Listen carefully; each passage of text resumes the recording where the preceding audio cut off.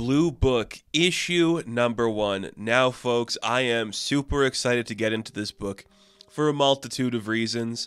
This is so fascinating to me. This was announced pretty much as like the first big comic book coming to Substack. Do you remember maybe about 2 years ago, not even 2 years ago, maybe like a year and a half ago, when Substack became this huge initiative and all the top creators like Hickman and Thompson and Zdarsky and Cates and even Tynan being like the first guy said, we're doing our independent books here.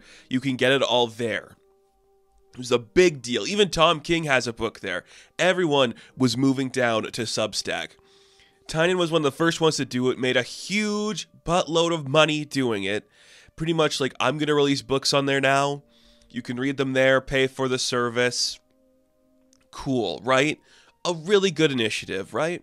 Sounded like it worked out well. Now look, I'm a guy who also has a Substack. I write stories on Substack. Mine is free to pay. You don't have to pay for it. Just go read the work I make because I just want people to see it. But when you're a big shot in the business who wants to own your creator's work, of course you're going to put down like a $6, $10 price tag to read your upcoming comic book. Well, what we learned after the fact in that regard is that a lot of those comic books that were published through Substack, maybe they needed a little extra hand. So a lot of those books at Substack were now being released and distributed through other companies like Image Comics. Image Comics just had like their big collections of Public Domain drop recently, Love Everlasting recently. It looks like Tynan signed a deal with Dark Horse. So I guess the big deal he made with Substack to exclusively publish books there might not have been the best deal he made, because now his books are coming out through Dark Horse. Now, I've been covering a lot of James Tynan's work on my channel. I've talked about Department of Truth. I have talked about his Nice House on the Lake. The latter of the two, I think, has fallen flat and has really lost its momentum. It feels like he gave up and didn't care anymore, which is kind of how I felt about his Batman run when he did Batman, because this was the grand adventure he was embarking on. A lot of money to make, Blue Book. And, okay, I get it, man. I get what you're doing here. This has art by Michael Oeming, and you're familiar with Oeming's artwork. He worked on the Powers universe, which is some really fun stuff. And there's a couple of... Is it the same artist for the short story? No. Klaus Janson worked on the other story. Okay. So Blue Book, it's kind of pitched as like, here's Encounters in the Sky, I guess? I don't know. Truth be told, I did not like this issue that much. Truth be told, this felt very much like a story he would have wrote in Department of Truth, but because he was doing Substack, he morphed it over there to be released over there, changed it to be its own unique flavor. That's what Blue Book feels like to me. This has not a lot of staying power, and I don't mean that as a criticism. I mean that wholeheartedly, I get what's going on here, and the audience is, I don't know, strong enough to care. That's not a bad thing. Dude, you're doing something I could never do, and that is take your Substack work and publish it for people to see. So let's get into it. It is September 19th, 1961. Betty and Barney Hill begin the long drive home from Portsmouth, New Hampshire, from their modest hotel in Montreal. So we have a wife and a husband headed home from their vacation. He works at the post office and is also like a civil rights activist, that kind of stuff. And they're driving home. And there's a lot of like dialogue. It's very much in tone with the stuff that Tynan has written for in Department of Truth, just explaining what's going on. They both see like a beacon or something flash by in the sky. They pull over to investigate with their binoculars. They can't really see it. It's called Blue Book. There is only 3 colors used in this artwork. If you're familiar with like the ideas of like red, white, and black, or just like red, or like black, white, and blood, those kind of books, it's black, white, and blue for this one, which I guess is kind of fun. but they can't really see anything in the sky. But then they see the moon, and something zips by it, which is clearly like a spaceship, the classic looking spaceship in the saucer format. They're all starting to freak out and don't really know what's going on in that capacity. We see that Barney pulls a gun out from underneath his like wheel, and they're like, okay, if something is in the sky following us and it's not like a plane or a military ship, we're going to figure out what it is. So they start driving a little bit more. It starts making itself seen. Eventually they do pull over, and Barney's like, okay, I'm going to have a word of whatever has been following us. So he gets out and he sees a spaceship, sees something looking at it in the spaceship. It's like kneeling down to look at him in some essence.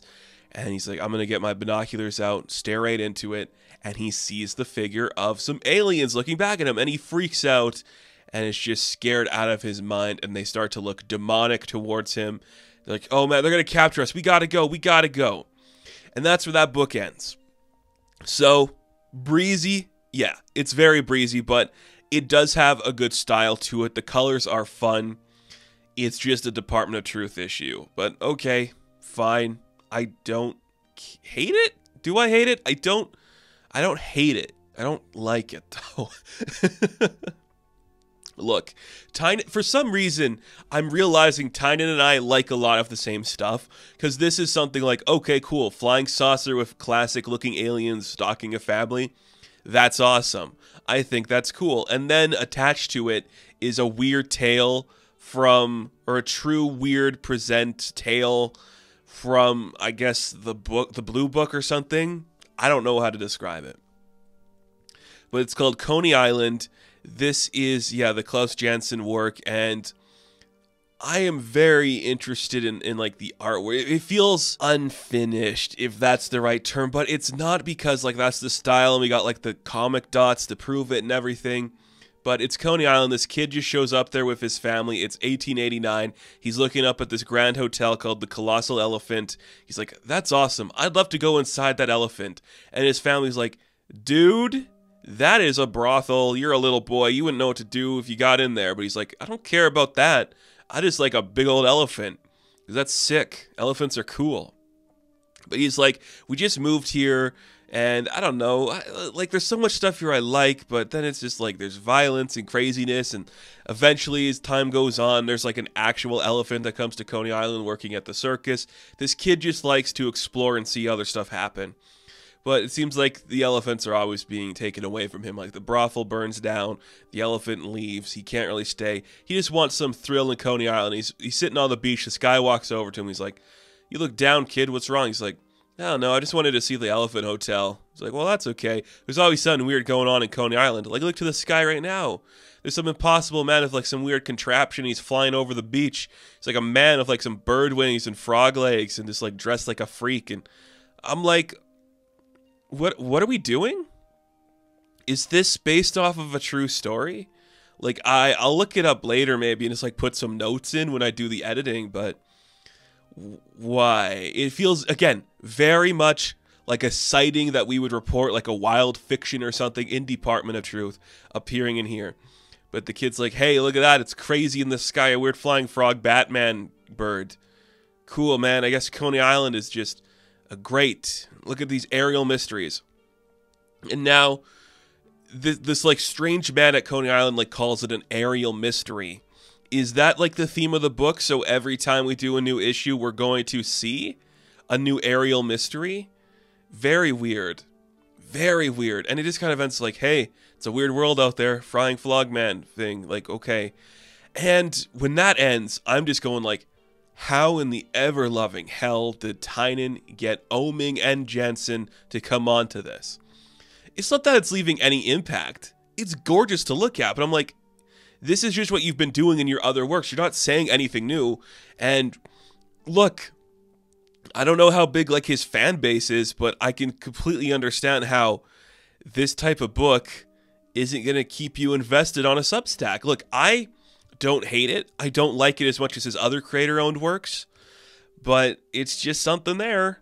And I think like if I was picking this up like monthly with like my usual stacks, I think there's something there that's interesting, but having to pay a subscription service for this book, which is exactly what he's been giving us in other formats of other publishers, I don't think it's that compelling. Now, if you're new to his world and you've never read Department of Truth or Nice House on the Lake, it's a good start. Good characters, good colors, kind of fun, but kind of simple at the same time. I don't know. This book, I will keep reading because I do want to see what happens in here, if there's like an actual narrative to follow or what, but it's something.